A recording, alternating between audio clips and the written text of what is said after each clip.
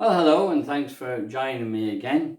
Now, this time of year, you might be thinking about harvest time in school or certainly in church.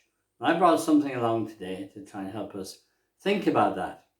Now, harvest is when, at the end of the year, the farmers have been bringing in all the produce from the fields.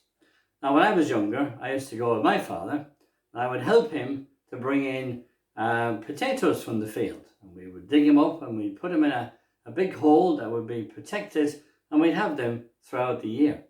Then we'd go and help other farmers to go and bring in all their crops as well. You know, God made a promise about harvest time. He said that as long as the earth remains, that there would be seed time and harvest, there would be cold and heat, there would be winter and summer and autumn and spring, and there would be nighttime and daytime. And that's a promise that God had made. You know, he told his people of Israel, when they went out and brought in the harvest, what they should do is don't cut the corners of the field, but leave them for people who are poor and who are foreigners. Why did he do that? Well, he did that so that they could go out and they could actually get some food for themselves. You know, one of the most amazing things that Jesus did, and that's why I brought these along with me to try and help us think about it, was when he fed 5,000 people. Now, one day, all these people were following Jesus, and it was getting towards evening, and the disciples said, to Jesus, we need to send these people away because they need to go and get something to eat. So Jesus said to them, you give them something to eat. Well, they scratched their heads a bit on that one, because all they had was 5 loaves of bread and 2 fish. How are they going to feed all those people? Well, you probably know the story. Jesus told them to bring the 5 loaves and to bring the fish, and then he gave thanks for them. Now, do you thank God for your food when you sit down at the table to eat?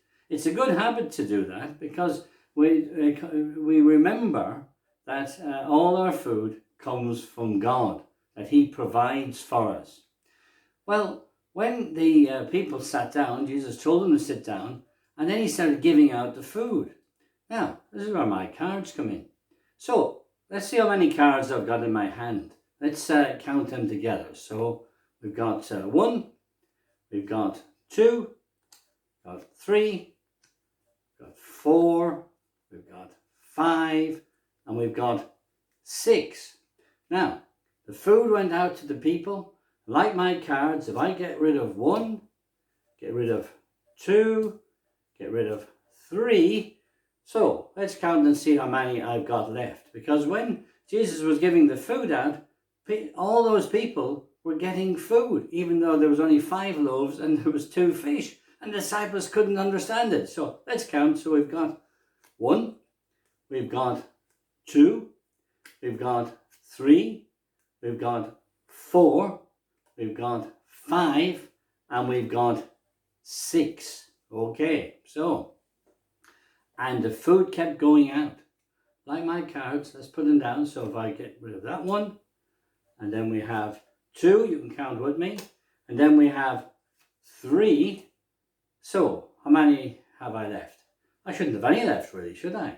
And the disciples were probably thinking the same thing about all that food. We only had 5 loaves and 2 fish, and yet 5,000 people are still getting food. Well, let's count together. So we've got 1, we've got 2, we've got 3, we've got 4, we've got 5, and we've got 6. Isn't that amazing? I've still got 6 cards. Well, the food kept going out. So let's count again. So we'll say 1, we'll say 2, and we'll say 3.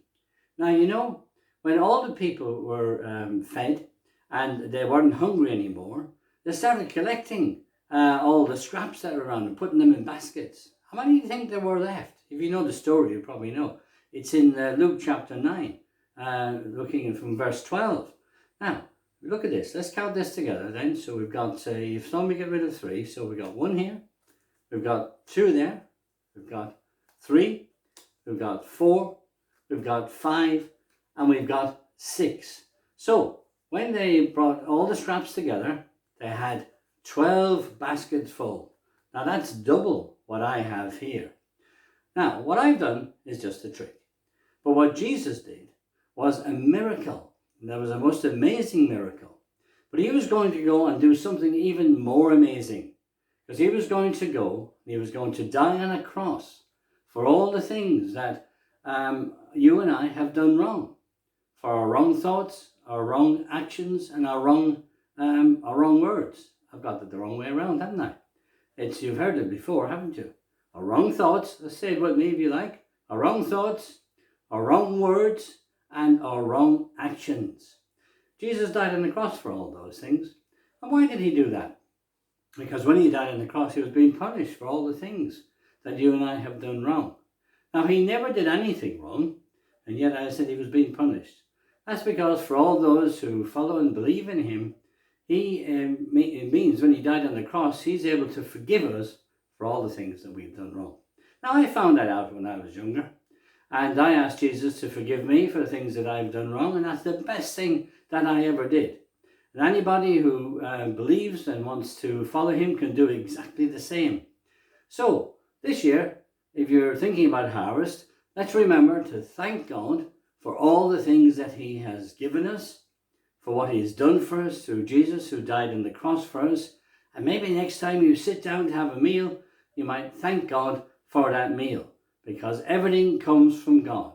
Well, I hope you found that helpful, and thank you for listening to me, and I'll see you again next time. Bye for now.